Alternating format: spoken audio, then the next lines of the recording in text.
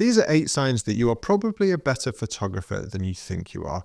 And given that you're watching this video, I'm willing to bet that you are struggling with some sort of issue with self-belief and having the confidence in your own work and what it is you're doing with a camera.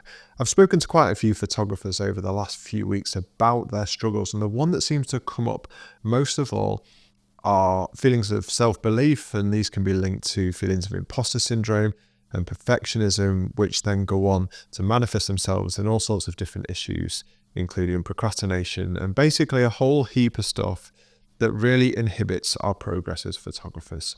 So I'm hoping in this video you can pinpoint at least one of these signs that shows you that not only are you on the right path, but you're actually probably a better photographer than you think. Last year, I was lucky enough to be invited to Antarctica as part of a photography workshop in the leadership team. And although I was there as a filmmaker and I was there to make a video about the trip, I was also wanting to take as many photos as I could.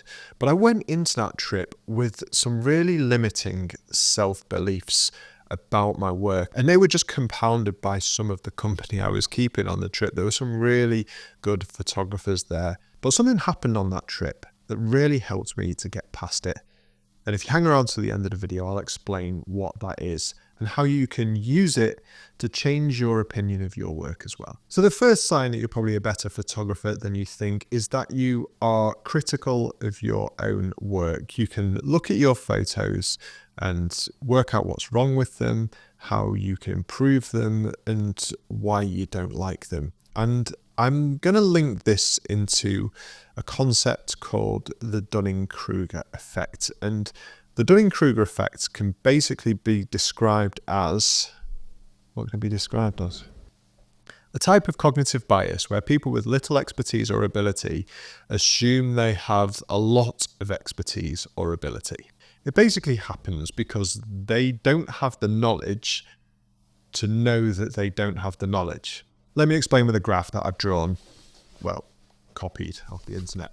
So this is the dunning-kruger effect. So down the side here, you've got level of confidence, and along the bottom is competence, and that will be over time. So basically, when you just start out, you gain a lot of confidence very quickly. And this is what's called the peak of Mount Stupid. You think you are really good, but actually you're not, and you quite quickly after that realize that you're not, and you enter this valley of despair. And that is when your work's not very good and you know it's not very good, so you build on that and you try and improve at the craft. And as you do that, you go up the slope of enlightenment towards this plateau of sustainability, and this is where you get better very slowly over time. And this is kind of general growth of photography, and I'm guessing most people are somewhere on this slope.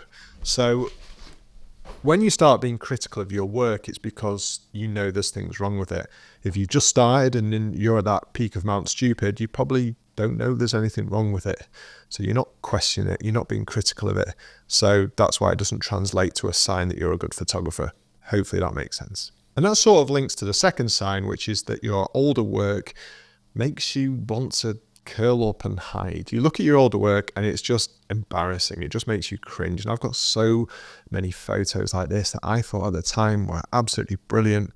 And I look at them now and they're just horrendous. And I question what on earth I was thinking and what I was doing. And if you've moved on from that point and you can look at your old work objectively in that way, that is a sign that you are a good or better photographer and you're improving as a photographer as well. Having that older work to look back on and see how much growth you've had as a photographer is a really important thing to do. And rather than comparing yourself to other photographers out there, which is really easy to do in this day and age of social media, look back on your own work, compare yourself to where you were, and that will hopefully give you a bit more self-belief in the journey that you're on. The third one is you see the light, and I don't mean that metaphorically.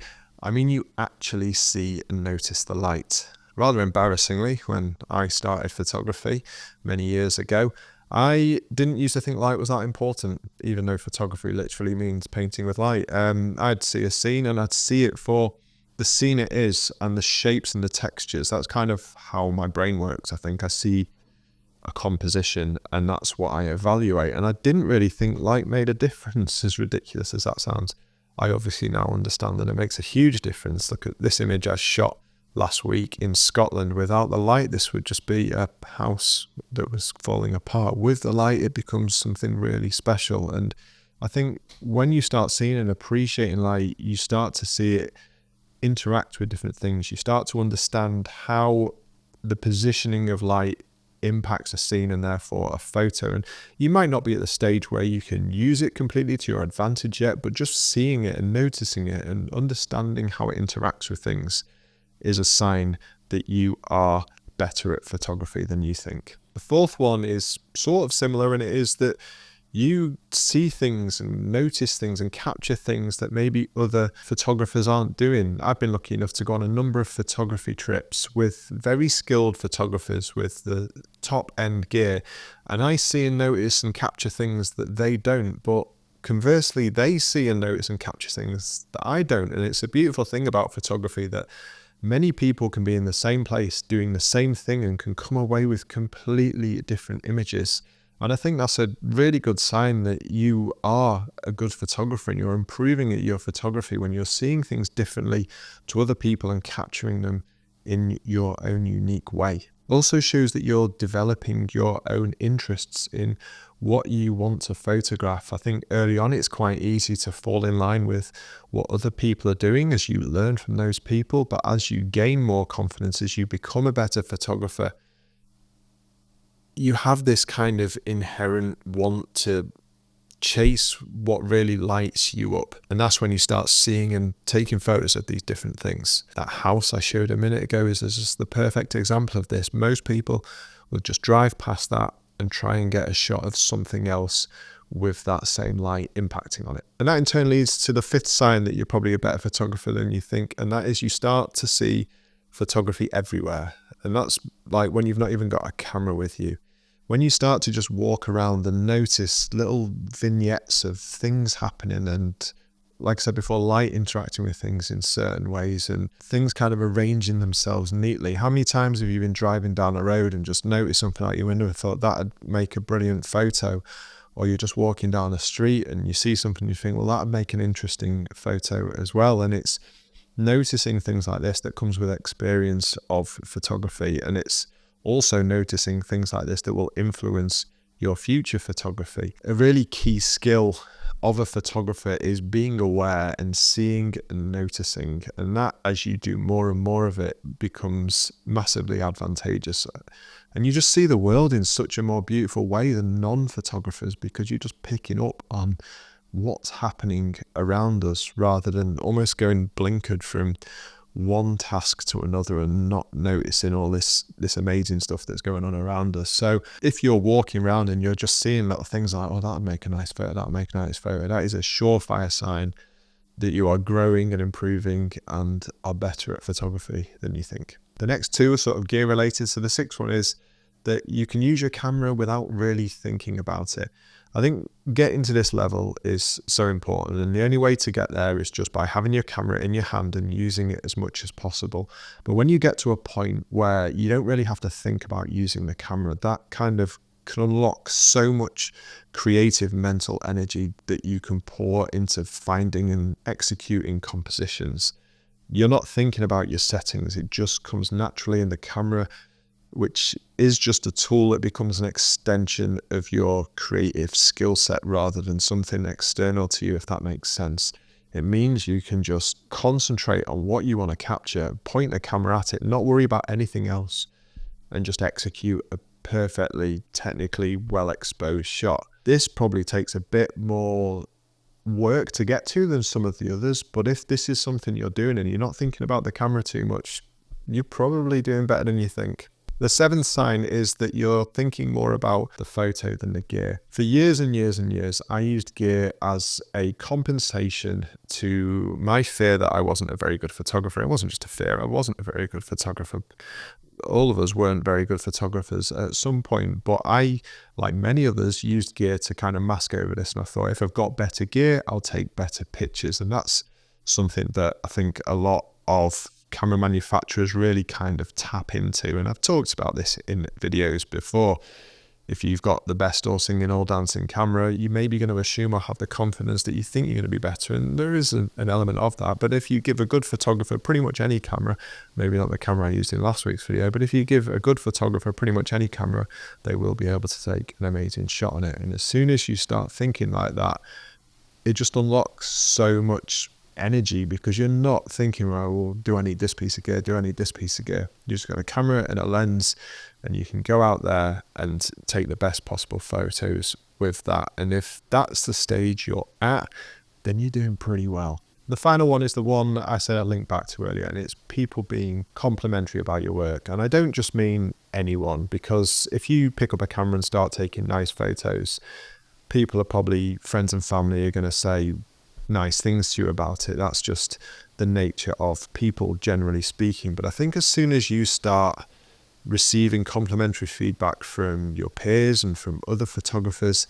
that's worth actually paying attention to and not brushing off. And this is what happened to me in Antarctica. So although it was a very scary prospect, because I was there with some brilliant photographers, as I say, I was kind of not forced to, but I wanted to put my photos out there and just get some feedback on them and try and use that as a pointer, really, more than anything else. And the feedback I had on them was mind-blowing. It was beyond anything that I thought it was going to be. And that suddenly undid so many years of self-doubt, because it actually made me suddenly think, oh, maybe these are okay. And that has just snowballed from then. And I have so much more self-belief in my work now than I did before that trip. And that was just a year ago. So seek feedback of other professionals, other photographers.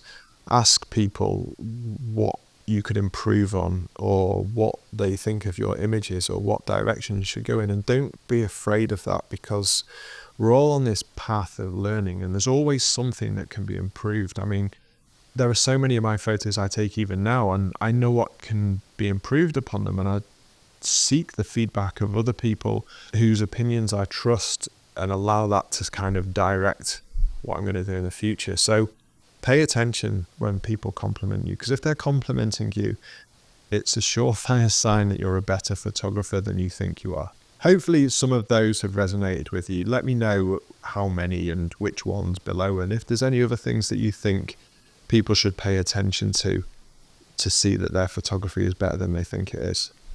I think it's really important that we build this self-belief, especially when we're putting our work out there for others to see.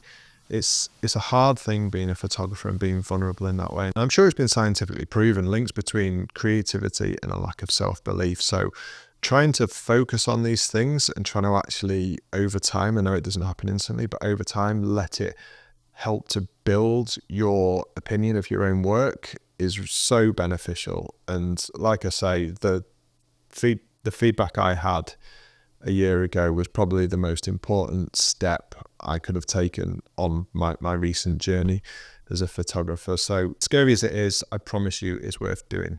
Anyway, if you've enjoyed this and you like hearing about things like this, then you can sign up to my newsletter in the link below. There is also a link below to, handily, photography, mentoring and creative coaching, something I'm launching very soon. So if that's something you're interested in, fill in the form that's linked below.